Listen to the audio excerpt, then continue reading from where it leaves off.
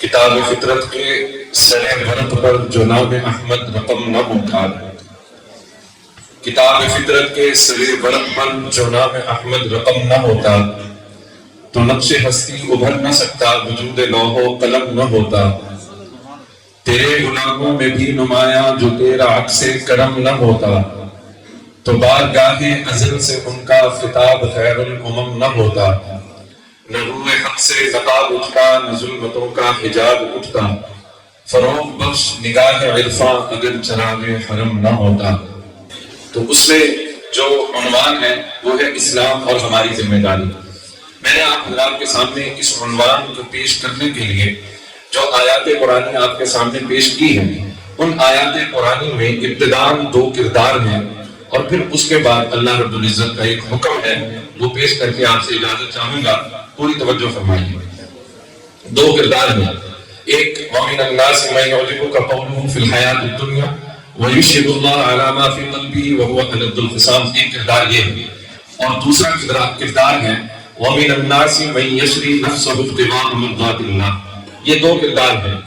ان 2 کرداروں کے آئینے میں ہم نے اپنی ذمہ داری کو محسوس کرنا ہے، اپنی پوزیشن کو دیکھنا ہے، اس وقت ہم کہاں کھڑے ہیں اور ہمیں کہاں ہونا چاہیے۔ ایک کردار جس کا نام اخنس بن شریح ہے، یہ مدینہ منورہ میں حضور کی خدمت میں آتا ہے اور بڑی خوبصورت گفتگو کرتا ہے، فصیح و بلیغ جملے بولتا ہے، چرب زبان ہے، اور اس کی گفتگو میں کشش ہے، اتنی کشش ہے کہ اللہ رب العزت فرماتے ہیں مَن يُعْجِبُكَ قَوْلُهُ، اس کی بات آپ کو بڑی پسند آتی ہے، بڑی بھلی لگتی ہے، بات کرنے کا سلیقہ ہے، قرینہ ہے، اور جب بات کرتا ہے سننے کو دل کرتا ہے۔ اور پھر صرف یہی نہیں کہ اس کی باتوں میں خوبصورتی ہے، ادب کی چاشنی ہے، انشاء کی پیچیدگیاں ہیں، اور اس میں کلام کی ساری خوبصورتیاں ہیں جو سننے والے کو اپنی طرف متوجہ کرتی ہے۔ بلکہ فرمایا وَيُشْهِدُ اللَّهَ عَلَى مَا فِي قَلْبِهِ، یہ بات میں اللہ کی قسمیں بھی اٹھاتا ہے، اللہ کو گواہ بناتا ہے اپنے دل کی بات پر۔ اور دل کی بات کیا ہے؟ حضور میں بھی مسلمان ہوں، حضور میں بھی مومن ہوں، حضور میں بھی آپ کا عاشق ہوں، حضور میں بھی آپ سے محبت کرنے والا ہوں، حضور میں بھی آپ کا جانثار ہوں، آپ کا وفادار ہوں، حضور میں بھی لجپال ہوں، حضور میں بھی توڑ نبھانے والا ہوں، حضور اندر باہر سے میرا ایک ہے، حضور میرے قول و فعل میں تضاد نہیں، حضور میں آپ کی خدمت میں جانثاری کا تمام تر عزم، عہد، ارادہ، قول، قرار لے کر حاضر خدمت ہو۔ حضور جہاں حکم کیجئے، جہاں آپ کا پسینہ گرے گا وہاں پہ میرا خون بہے گا، حضور جہاں آپ کہیں گے وہاں میری گردن کٹے گی، حضور جو آپ حکم کریں گے میں اس کی تعمیل کروں گا، حضور میں سر سے لے کر پاؤں تک، اندر سے باہر سے، میرا ظاہر آپ کا، میرا باطن آپ کا۔ اور پھر ہر بات کے ساتھ اللہ کی قسمیں اٹھاتا چلا جاتا ہے۔ اللہ گواہ ہے، جس طرح آج ہم کہتے ہیں اللہ کی قسم ہے میں سر تو پیر تائیں تیرا۔ وَيُشْهِدُ اللَّهَ عَلَى مَا فِي قَلْبِهِ، یہ اس کا ظاہر ہے، یہ اس کا ظاہر ہے، یہ اس کا ظاہر ہے۔ اب اللہ اس کا اندر بتا رہا ہے، اور اندر تب بتایا جاتا ہے جب اندر کا علم نہ ہو، جب اندر کا پتہ نہ ہو۔ باہر کی بات پسند آ رہی ہے، مَن يُعْجِبُكَ قَوْلُهُ، توجہ کرنا۔ اگر کہیں عقیدہ سمجھ میں آئے تو اپنے دماغ میں محفوظ کرتے چلے جانا۔ مَن يُعْجِبُكَ قَوْلُهُ، بات اچھی لگتی ہے، بات تو بھلی لگ رہی ہے، بات میں وہ تمام چیزیں ہیں جو کسی کو قائل کرنے کے لیے کافی ہے۔ اگلی بات جو اندر کی بات ہے، اندر کی بات تب بتائی جاتی ہے جب باہر کی بات دھوکہ دے رہی ہو، جب باہر کی بات ملمہ سازی کا کام کر رہا ہو، جب اوپر کچھ اور ہو اندر اور ہو، اوپر سونے کا پانی ہو اندر پیتل ہو، اوپر سونے کا پانی ہو نیچے چاندی ہو، اوپر سونے کا پانی ہو اندر سے لوہا ہو۔ توجہ ہے؟ تب ضروری ہے کہ بات واضح کی جائے، تب ضروری ہے کہ اندر کی بات کو باہر لایا جائے۔ رب العالمین نے فرمایا محبوب تو باہر کی بات تو سن رہا ہے، تو ظاہر کی بات کو جانتا ہے، تو اس کے قول و قرار، عہد و پیمان کو تو سن رہا ہے۔ اب ہم آپ کو اندر کی بات بتاتے ہیں، کہتا ہے میں بڑا مسلم ہوں، کہتا ہے میں بڑا مسلمان ہوں، بڑا وفادار ہوں، بڑا جانثار ہوں، وَهُوَ أَلَدُّ الْخِصَامِ، اس کی حقیقت یہ ہے، یہ سخت جھگڑالو ہے، یہ فسادی ہے، یہ خون ریزی کرنے والا ہے۔ وَإِذَا تَوَلَّىٰ، آپ کے سامنے جو کچھ کہتا ہے یہ اس کا ایک اور کریکٹر ہے، یہ ڈیول کریکٹر ہے، یہ اس کا ڈبل سٹینڈرڈ ہے، یہ ابھی تک کنفیوز ہے۔ جو کہتا ہے اس کے اندر نہیں ہے، جو زبان پر ہے وہ دل میں نہیں ہے، جو زبان پر ہے وہ اس کے اپنے دل میں اتر نہیں پایا۔ اس لیے کہا محبوب جب آپ کی نظروں سے اوجھل ہو جاتا ہے، جب آپ کی مجلس سے اٹھ کے جاتا ہے، پھر زمین میں فساد کرتا ہے، خون بہاتا ہے، انسانوں کا قتل عام کرتا ہے۔ اور اخنس بن شریح نے ایسا کیا، یہاں پہ یہ بھیڑ کی صورت میں بن کے آیا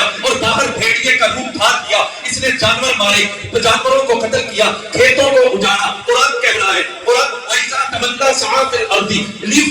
وَيُهْلِكَ الْحَبْسَ وَالنَّسْلَ، جس کی زبان اظہار وفاداری کر رہی تھی، اس کی زبان فرقہ واریت پھیلا رہی تھی، اس کی زبان لوگوں میں تفرقہ ڈال رہی تھی، لوگوں میں فساد ڈال رہی تھی، لوگوں میں انتشار پیدا کر رہی تھی، لوگوں میں اختلاف پیدا کر رہی تھی، لوگوں میں فساد پیدا کر رہی تھی۔ صرف یہ نہیں، یہ تو اس کی بات تھی، اس کا عمل کیا ہے؟ وہ مویشیوں کو قتل کرتا چلا جاتا ہے، کھیتیوں کو اجاڑتا چلا جاتا ہے، انسانوں کی جان دیتا چلا جاتا ہے، ناحق بغیر کسی لاجک کے، بغیر کسی وجہ کے، بلا جواب وہ قتل و غارت کا خونگر ہے۔ وہو الد الحساب، ایک دوسرا کردار ہے۔ یہ کردار کون ہے؟ یہ وہ کردار ہے جس کی بات ومن الناس من یشری نفسہ ابتغاء مرضات اللہ، وہ دنیا کا پجاری تھا، رب کا بندہ ہونے کا روپ دھار کر آیا، وہ نبی صلی اللہ علیہ وسلم کے دین کا غدار تھا، وہ دین کی وفاداری کا روپ دھار کے آیا، وہ محمد صلی اللہ علیہ وسلم کا دشمن تھا، بناسپتی عاشق تھا، لیکن سچے عاشق کا روپ دھار کر آیا، زبانی دعووں سے، زبانی نعروں سے، زبانی باتوں سے۔ اس کی باتیں بظاہر بہت اچھی لگتی تھی، لوگ ہاتھ اٹھا کر جھومتے تھے، وہ خود کہتا تھا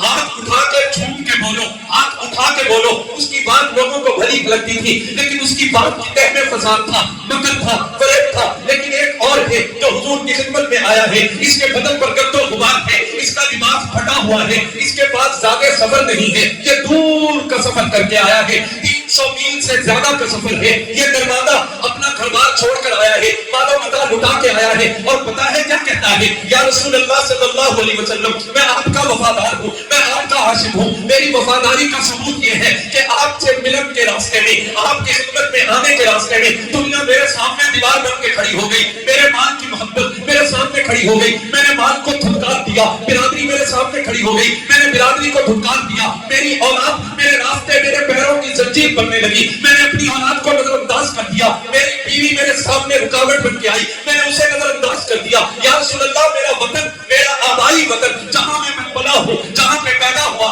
جہاں پہ بڑا ہوا، وہ میرے سامنے رکاوٹ بن کے آیا۔ یا رسول اللہ، میں روند کے آیا، آپ کے قدموں میں آیا، آپ کی خدمت میں آیا، آپ کے منتر و محبت پسینے کی خوشبو سونگنے آیا، آپ کی ملیل کی زلفوں کا دیدار کرنے آیا، آپ کے منصوحہ کے چہرے کی تابانیوں کو دیکھنے کے لیے آیا۔ میں دل سے آپ کا عاشق ہوں۔ ایک کردار یہ ہے، رب نے آسمان سے قرآن اتار دیا، وہ جو زبان کا عاشق تھا اس کے ڈھول کا پول بھی کھول دیا، اور یہ جو دل سے عاشق تھا اس کا بھی بتا دیا۔ وَمِنَ النَّاسِ مَن يَشْرِي نَفْسَهُ ابْتِغَاءَ مَرْضَاتِ اللَّهِ، اس نے اپنی جان کا سودا کیا ہے، اس نے اپنے دل کا سودا کیا ہے۔ کس سے کیا ہے؟ اللہ سے کیا ہے، اللہ کی رضا کو پانے کے لیے، اللہ کی خوشنودی کو پانے کے لیے۔ فرمایا جب میں نکلنے لگا، میں نے اپنے تمام عمر کی جمع پونجی، اپنا سارا مال و دولت مکہ کے ایک مکان میں چھپا کے رکھا تھا۔ جب ہجرت کے راستوں پر قدم اٹھایا، جب اللہ کے حکم کی تکمیل کے لیے نکلا، معاشرہ میرے سامنے کھڑا ہو گیا، سوسائٹی میرے سامنے کھڑی ہو گئی، مکہ کے چودھریوں نے مجھے گھیر دیا، قریشیوں نے میرا محاصرہ کر لیا، میں نے اپنے کمان کو ہاتھ میں لیا،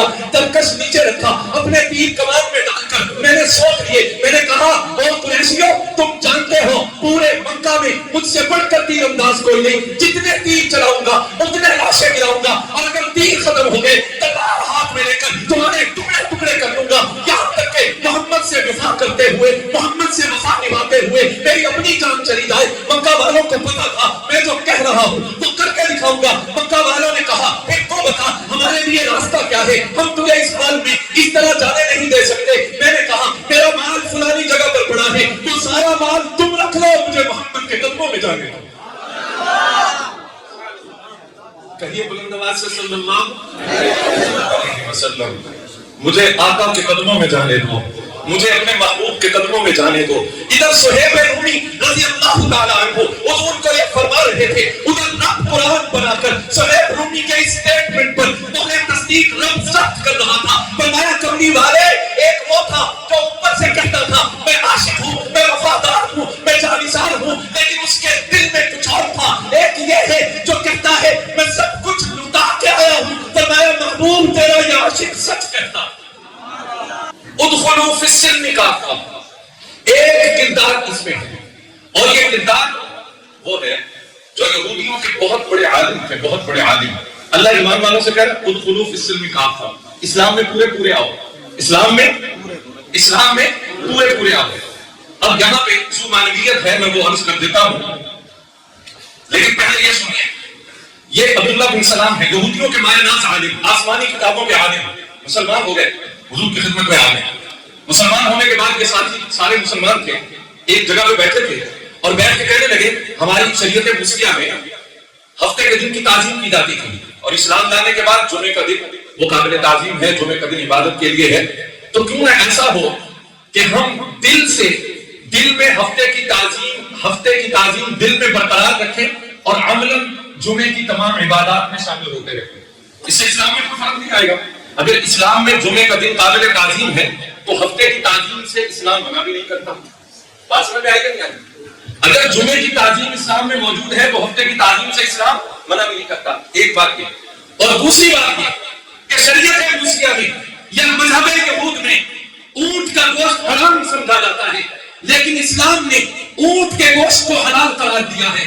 تو کیوں نہ ایسا کریں، دل سے اونٹ کے گوشت کو حلال سمجھتے رہے، چونکہ اللہ نے حلال قرار دیا، رسول اللہ نے حلال قرار دیا، شریعت محمدیہ حلال کہتی ہے، لیکن اس کو کھائیں نہ، دل میں حلال سمجھے لیکن عملاً اس کو کھائیں بھی نہیں۔ بات عقیدے کا کریں، دل سے ہفتے کی تعظیم کریں، عملاً جمعے کی تمام عبادت۔ اسلام اس سے ہمیں دوہرا فائدہ ہوگا۔ وہ دوہرا کا فائدہ کیا ہوگا کہ ہم شریعت محمدیہ میں ہوتے ہوئے شریعت مسیحا سے اپنا ربط قائم رکھ پائیں گے اور ہمیں دو شریعتوں پر عمل کرنے کا دوہرا ثواب ملے گا۔ یہ بات ہو رہی، ادھر یہ بات ہو رہی تھی، ادھر رب کا قرآن عرشوں سے اتر رہا تھا۔ توجہ ہے؟ آج عصر حاضر کی فتنے، عصر حاضر کی ترغیبات، آج میڈیا کا منصور طوفان اور میڈیا کے توسط سے دجالی مقاصد اور عزائم رکھنے والے مکروہ شیطان اور طاغوت کے ایجنٹ اپنی بات ہمارے دلوں میں اتار چکے ہیں۔ ہم دل سے سمجھتے ہیں محمد صلی اللہ علیہ وسلم اللہ کے سچے رسول ہیں، ہم دل سے سمجھتے ہیں ہم اللہ کے بندے ہیں، ہم دل سے سمجھتے ہیں ہم مسلمان ہیں، یہ ہمارے دل کی حالت ہے، لیکن اعمال کا موازنہ کریں، اعمال کا محاسبہ کریں، اعمال کا جائزہ لیں۔ ہمارے عمل سنت کے خلاف، حضور کو اپنا رسول مانتے ہوئے، حضور کو اپنا آقا مانتے ہوئے ہم کہتے ہیں ہم رسول اللہ کے وفادار ہیں، ہمارے اعمال یہود اور نصارہ کی طرح ہیں، ہماری رسوم و رواج میں یہودیوں اور سکھوں کی شباہت ہے، ہمارے روح اللہ کے طریقوں میں رب اور اس کے رسول کے طریقوں کے سراسر تضاد ہے، الٹ ہے۔ تو تب مجھے کہنے دیجئے اس حالت میں ہمیں سوچنا پڑے گا کہ ادخلوا فی السلم کافہ کا پیغام عبداللہ بن سلام رضی اللہ تعالیٰ عنہ اور ان کے ساتھیوں کے لیے تب جبکہ وہ سمجھ رہے تھے کہ ہفتے کی تعظیم سے قرآن منع نہیں کرتا، اسلام منع نہیں کرتا، اونٹ کا گوشت کھانے پر قرآن مجبور نہیں کرتا، حلال تو ہے، کھانا مجبوری نہیں کھائیں گے، جس طرح آج کہتے ہیں اگر کیا نہیں تو منع بھی تو نہیں کیا، اگر حضور نے کیا نہیں منع بھی تو نہیں کیا۔ ہم کہتے ہیں صحابہ نے نہیں کیا، کہتے ہیں اگر نہیں کیا منع بھی تو نہیں کیا، منع بھی تو نہیں کیا، منع بھی تو نہیں کیا، منع بھی تو نہیں کیا۔ چینل پہ جائیں، اسٹیج پہ جائیں، جلسے میں جائیں، مسلمانوں کے عقائد اور اعمال پر یہ پیشہ زنی دن رات چل رہی ہے۔ ایک رویہ یہ ہے کہ دین کے نام پر بیوپار چل رہا ہے اور دوسرا رویہ وہ ہم میں سے ہر ایک کی انفرادی حیثیت سے ہے، نام اللہ کا، نام رسول کا، نام قرآن کا، نام اسلام کا، خوش برادری کو کرتے ہیں، خوش رشتے داروں کو کرتے ہیں، خوش اپنے بیٹے کو کرتے ہیں، خوش اپنے بچوں کو کرتے ہیں۔ شریعت پامال ہوتی ہے، ہوتی چلی جائے، سنت مٹتی ہے، مٹتی چلی جائے، قرآن کا دامن چھوٹتا ہے، چھوٹتا چلا جائے، اللہ کی بندگی کے تقاضے فراموش ہوتے ہیں تو ہوتے ہیں۔ بات سمجھ میں آئے؟ اب ہم سے رب تقاضا کرتا ہے، اسلام ہم سے تقاضا کرتا ہے ادخلوا فی السلم کافہ، اسلام میں آؤ تو پورے پورے آؤ۔ ایک ہے اسلام میں آنا، ایک ہے اسلام کا دل میں آنا، ایک ہے ہمارا اسلام میں آنا، ایک ہے اسلام کا ہم میں آنا۔ دونوں معنوں سے اگر تم یہ کہو ہم اسلام میں گئے تو اسلام میں یوں جاؤ کہ تمہارے کان بھی اسلام میں جائیں، تمہاری آنکھ بھی اسلام میں جائے، تمہارا دل بھی اسلام میں جائے، تمہارے افکار بھی اسلام میں جائیں، تمہارے نظریات بھی اسلام میں جائیں، تمہاری سوچ بھی اسلام میں جائیں، تمہاری عقیدت کے تمام زاویے اسلام میں جائیں، تمہاری سوچ کی تمام سمتیں اسلام میں جائیں، تمہارے عمل کی ہر جہت، ہر صفت، ہر صورت، ہر شکل اسلام میں جائے۔ یہ نہیں کہ آنکھ سے وہ کرتے ہو جو اسلام کے خلاف ہے، کان سے وہ سنتے ہو جو اسلام کے خلاف ہے، ہاتھوں سے وہ کرتے ہو جو اسلام کے خلاف ہے، دماغ سے وہ سوچتے ہو جو اسلام کے خلاف ہے، دل میں ان کی محبت رکھتے ہو جو اسلام کے خلاف ہے۔ نادا چھوڑ، یا کرم ہو جا یا سراسر قوم ہو یا پھر زنگ ہو، کہنا بلال کی طرح سب سے لے کر پاؤں تک ساری سوسائٹی ایک طرف کھڑی ہو کے ایڈی چوٹی کا زور لگا دے کہ بلال چھوڑ دے. بلال کہتے دنیا چھوڑ دوں گا، اسلام نہیں چھوڑوں گا.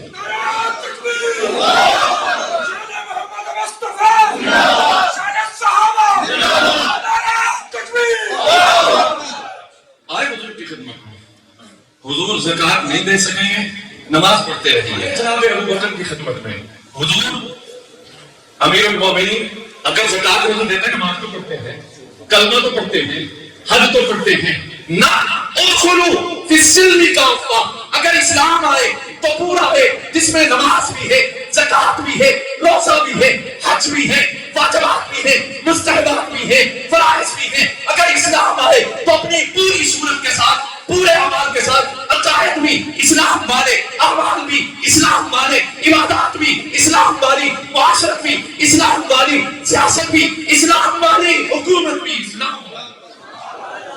تو یہ جو زبان کے دعوے ہیں اور ان کی حقیقت ہے، قرآن کھول کر ہمیں دعوت فکر دیتا ہے. کہتا ہے یا ایھا الذین آمنوا ادخلوا فی السلم کافہ، اپنی زبان اور قلب میں، اپنے قول و عمل میں جو فاصلے ہیں انہیں ختم کر دو. اسلام میں آؤ تو پورے پورے آؤ، اور اسلام تم میں آئے، اسلام تم میں آئے پورا پورا آئے. اسی لیے صدیق اکبر نے کہا تھا دین میں کمی ہو اور ابو بکر زندہ رہے، رب کعبہ کی قسم، تو رسول اللہ کو زکات کے نام پر ایک رسی بھی دیتا تھا. اگر وہ رسی دینے سے بھی انکار کرے گا، ابو بکر اس کے خلاف جہاد کرے گا. یا ایھا الذین آمنوا ادخلوا فی السلم کافہ. آج ہماری ذمہ داری ہے کہ ہم اسلام کو اپنائیں پورا پورا، اور اسلام میں آئیں پورے پورے. اللہ مجھے آپ کو عمل کی توفیق نصیب فرمائے.